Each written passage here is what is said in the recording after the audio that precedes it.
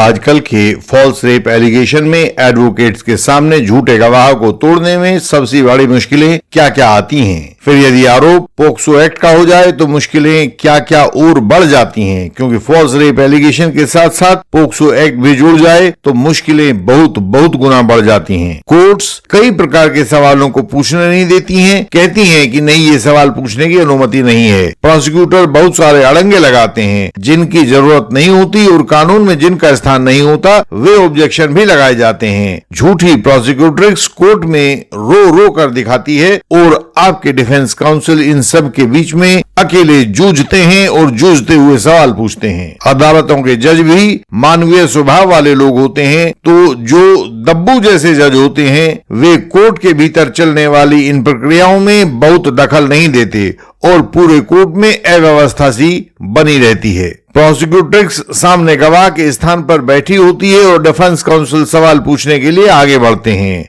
वे सवाल पूछते हैं, देखो मेरा कहना है आपने आरोपी पर झूठा आरोप लगाया है, और वह उत्तर देती है, नहीं, उसने मेरे साथ बहुत बुरा किया है, मेरा रेप किया है। डिफेंस काउंसिल कहते हैं कि मेरा कहना है तुम तो आरोपी को पहचानती भी नहीं हो, तुम्हारा आरोप झूठा है।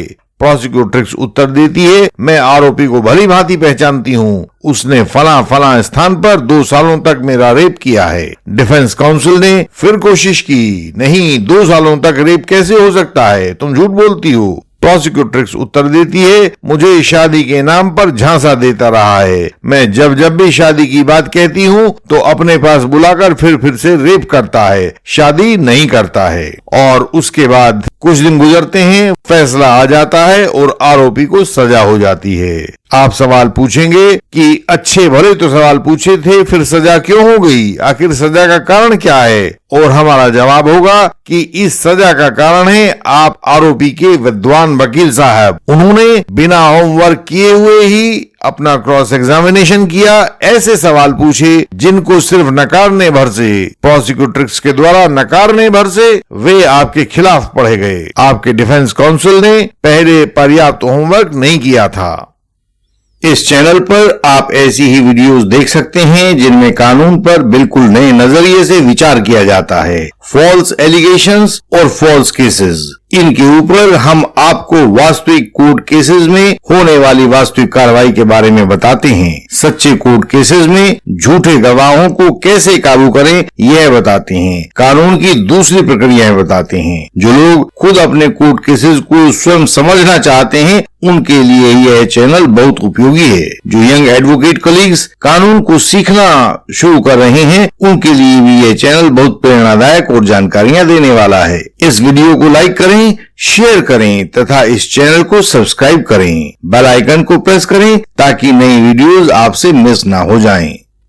सवाल है, किसी गवाह का, खासकर मुख्य गवाह का क्रॉस एग्जामिनेशन शुरू करने से पहले डिफेंस काउंसिल को क्या कुछ होमवर्क करना भी जरूरी होता है? हमारा जवाब होगा हाँ, मुख्य गवाहों के क्रॉस एग्जामिनेशन से पहले कुछ होमवर्क करना जरूरी होता है। बात नंबर 1, सब गवाहों के पूरे बयान साफ आपके पास होने चाहिए। सेक्शन 207 CRPC में यह मजिस्ट्रेट का कानूनी कर्तव्य है कि वह आपको वे सब बयान पूरे और साफ लिखे हुए उपलब्ध करवाए। यदि कोई बयान साफ नहीं है या पूरा नहीं है तो एकदम से सेक्शन 207 CRPC की एप्लीकेशन लिखकर मजिस्ट्रेट या ट्रायल कोर्ट के सामने लगवाई जाए, जिसके तहत मजिस्ट्रेट या ट्रायल कोर्ट आईओ को पूरे बयानात उपलब्ध करवाने के लिए बाध्य करेंगे, उन्हें आदेश देंगे। नंबर 2 पॉइंट, हर एक इलेक्ट्रॉनिक रिकॉर्ड या इलेक्ट्रॉनिक एविडेंस की क्लोन कॉपी एक पेन ड्राइव में पाना आपका हक है। केवल कागज पर छपवाकर आपको काले पीले से कागज देने से काम नहीं चलने वाला है। सुप्रीम कोर्ट ने अपने निर्णय P Gopal Krishnan alias Dileep versus state of Kerala में यह स्पष्ट रूप से कहा है कि हर इलेक्ट्रॉनिक रिकॉर्ड की क्लोन कॉपी आरोपी को दी जानी आवश्यक है। इसके बिना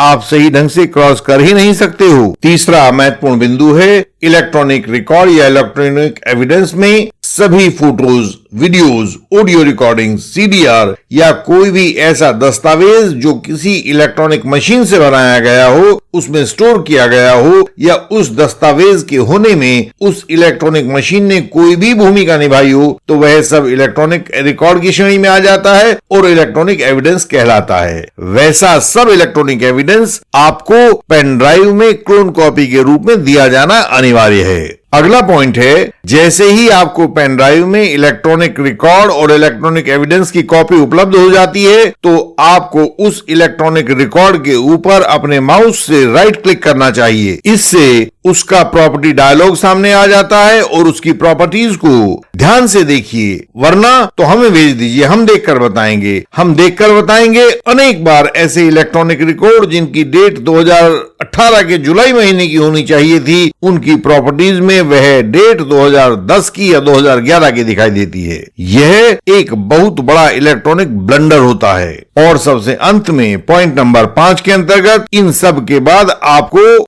लिखित क्रॉस एग्जामिनेशन तैयार करना चाहिए। लिखित क्रॉस एग्जामिनेशन आपको कोर्ट के अंदर चल रहे दबावों के बावजूद अपने पॉइंट को भूलने नहीं देता है और जो आप चाहो वही पूछ पाते हो, आपका क्लाइंट जीत जाता है। आप पूछ सकते हो, क्या ऐसा भी होता है कि कोई आरोपी इन बातों को ना मानता हो और अपने तरीके से ही वो चलना चाहता हो? हमारा जवाब है हाँ, होता है। एक एंटी करप्शन रेड का केस था।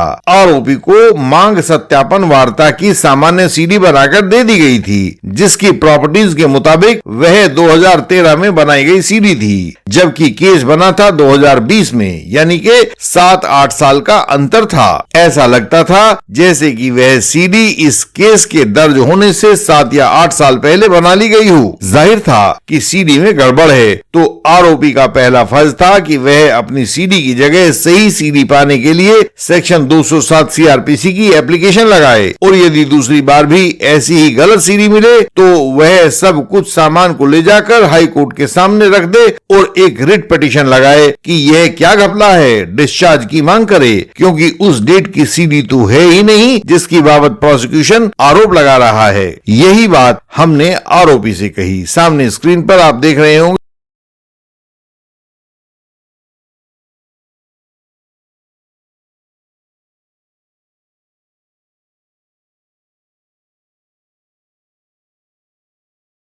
हमारे बीच हुई वार्ता के स्क्रीनशॉट्स और आरोपी ने हमें टका सा जवाब दे दिया कि हमें यह सीडी तो मिल ही चुकी है, हम सेक्शन 207 सीआरपीसी की एप्लीकेशन क्यों लगाएं? और हार कर हमें यही कहना पड़ा कि भाई, कानून की हमारी समझ तो इतनी ही है, आप उन लोगों से जानकारी लो जो कानून की और अधिक बेहतर समझ रखते हैं। हमने उन आरोपी महोदय को नमस्कार किया और उनसे विदा ली। सवाल होगा, क्या हमेशा क्रॉस एग्जामिनेशन से पहले इतना सारा होमवर्क करना अनिवार्य होता है? जवाब है हाँ। जो भी आप में से एक बेहतरीन एडवोकेट बनना चाहते हैं, अपने क्लाइंट्स की सदैव रक्षा करना चाहते हैं, उन्हें इतना ही करना होगा। एडवोकेट के लिए इससे कम मेहनत करना संभव नहीं है। इसलिए सब एलएलबी करने वाले मित्र अच्छे वकील नहीं बन पाते हैं। केवल वे बन पाते हैं जो हद तक जाकर मेहनत कर सकने की योग्यता रखते हैं। एक एडवोकेट अपने क्लाइंट्स को हमेशा बचाता है, बचाना भी चाहिए, कुछ भी करके बचाता है। आज हमने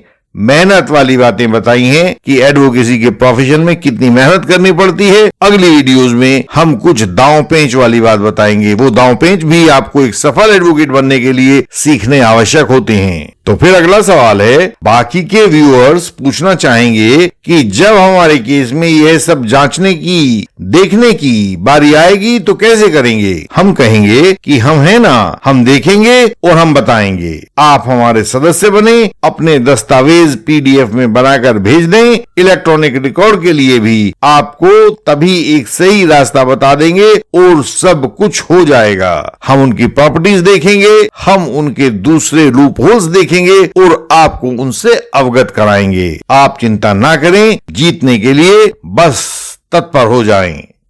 झूठे आरोप यानी कि फॉल्स एलिगेशन के खिलाफ हमारा संघर्ष जारी है। कानून के इस दुरुपयोग के खिलाफ हम दृढ़ता से आपके साथ, आपके पक्ष में खड़े हैं। यदि आपको भी ऐसी ही या कोई और कानूनी समस्या है तो हमें बताएं, हम आपकी सहायता के लिए प्रणबद्ध हैं। भारत के लगभग सभी क्षेत्रों से हमारे पास ब्रीफ आते हैं, केसेस आते हैं, उनमें सहायता के लिए पुकार होती है, परामर्श की मांग होती है और भी अनेक प्रकार से सहायता हमसे मांगी जाती है। आपकी सहायता अलग तरह की हो सकती है, वह हमें बताएं। अपनी सहायता पाने के लिए हमें सामने स्क्रीन पर दिए गए फोन नंबर, ईमेल आदि से हमें संपर्क किया जा सकता है। यही जानकारी नीचे डिस्क्रिप्शन में भी दी गई है। हमारी वेबसाइट है indianlegalsystem.org।